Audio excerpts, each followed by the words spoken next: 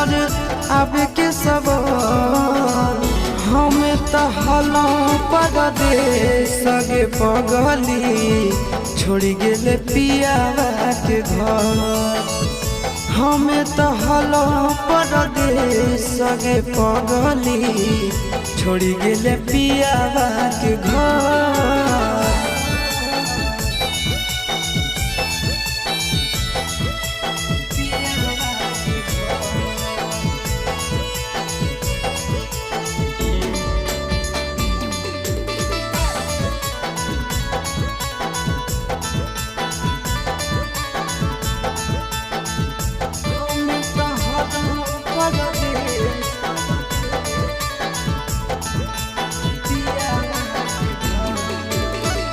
जे कहानी तोहर